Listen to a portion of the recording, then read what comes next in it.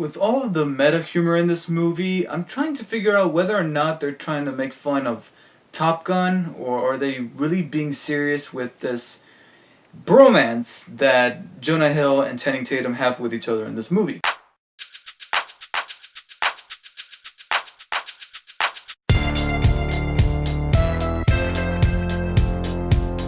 Hello everyone, David here, and the much anticipated sequel that nobody asked for, 22 Jump Street, has hit the theaters, and now here I am to review it. And in 22 Jump Street, Jenko and Smith return to Jump Street in order to receive a new assignment that is not necessarily new. It's practically the exact same thing that they did in the first one, in which they need to infiltrate a campus in order to figure out who's dealing this particular illegal drug. Only this time it's not high school, but it is college. And that's kind of a false statement saying that nobody was really asking for that, because a lot of people loved 21 Jump Street. I am not one of them, because I've never seen 21 Jump Street. So I was going into this movie with literally no expectations, and so you're probably gonna get the most freshest review out there without me comparing it to the first one, because throughout this review I will not say whether or not it's better than the first, because I have not seen it. But lo and behold, it's almost like the writers and the directors, Phil Lord and Christopher Miller, who also did the Lego Movie this year,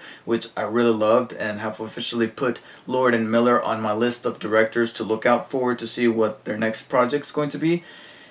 It's almost like they knew David has not seen the first one, so guess what? We're gonna recap the first movie in the first 2 minutes of this one. So in case you did not see it, there you go. You're caught up with literally a title card that says previously on 21 Jump Street, which is not only a parody of the TV show from the 80s, but also it just let me know that right when I saw that, I'm gonna be in for a good time. And sure enough, I was. I really enjoyed 22 Jump Street, and it's so far, quite frankly, one of my favorite movies of the year, even though I don't foresee it being in my top 10 necessarily, but it's definitely one of the most enjoyable times I've had in the theater, despite dealing with a few people in the theater that fortunately shut up by the time that the movie started. But throughout the trailers, they were so loud. People, do not go see a movie whose demographic is 13 to 18-year-olds on a Friday night, let alone Friday the 13th. And if you do, do so at your own risk. And one of the best, if not the best aspect about this movie is the fact that it's directed by Phil Lord and Christopher Miller, who, with their movies, have stamped their own style of comedy, which is not only this really snappy and jump cut type of humor, but also self-referential humor that knows what it is. It knows exactly what type of movie it is, and it makes fun of it. It pokes fun at the fact that it is that kind of movie. And you see that sprinkled throughout not only this movie, but also movies that they've done in the past, such as Clyde with a Chance of Meatballs, or the Lego Movie earlier this year. And this movie's no exception. And from what I hear, 21 Jump Street was also the same thing, especially with a particular cameo in that movie that I kind of ruined for myself, but hey, whatever. Still though, this movie actually makes me want to go see the first movies, and that in and of itself is a good thing for a sequel to do. But I think that the humor that worked the best for me in this movie was that self-referential humor that made fun of itself, and because of that, I was able to laugh along with it. There were so many moments in the movie where people were not laughing at the reference that somebody just made to another movie or to another thing that I was able to catch on to, as well as my friend. And I'm like, really? You guys are not laughing? That was clever. That was smart.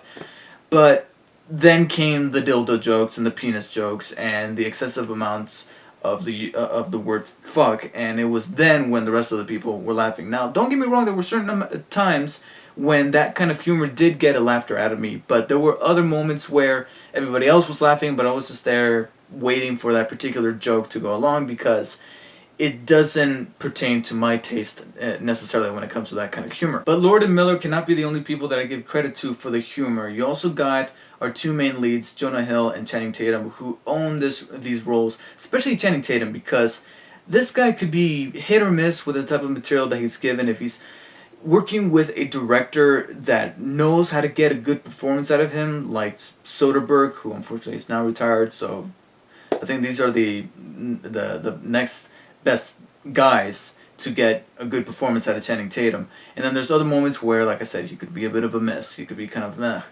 But it is here where you can tell that he's comfortable with his role and he has an awful lot of fun with it, and Jonah Hill as well. So their chemistry works great in this movie as partners.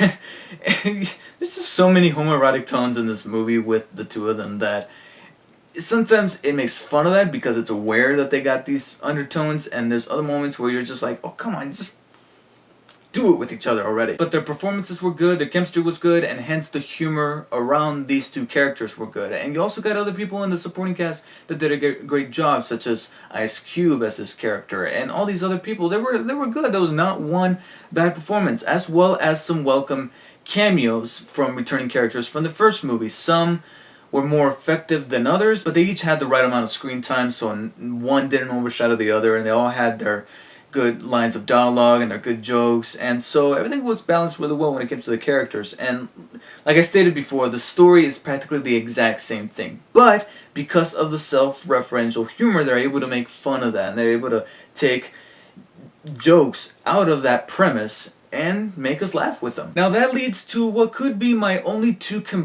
main complaints about the movie. One would be that there's certain scenes where you can kind of tell that the actors, especially Jonah Hill, is ad-libbing, and the scene kind of drags on too much, and I feel like if those scenes could have been trimmed a little bit, the humor would have been a lot more tighter, and we would have had a movie that is not nearly as 2 friggin' hours long, and it would have made the movie just a little friendlier on our butts when we're sitting, but it didn't take away from the movie all that much. And my second complaint would be that there's certain elements in the movie that are a little bit telegraphed ahead of time, whether it be something that's leading to a particular plot device or to simply just a joke, especially one involving Ice Cube's character.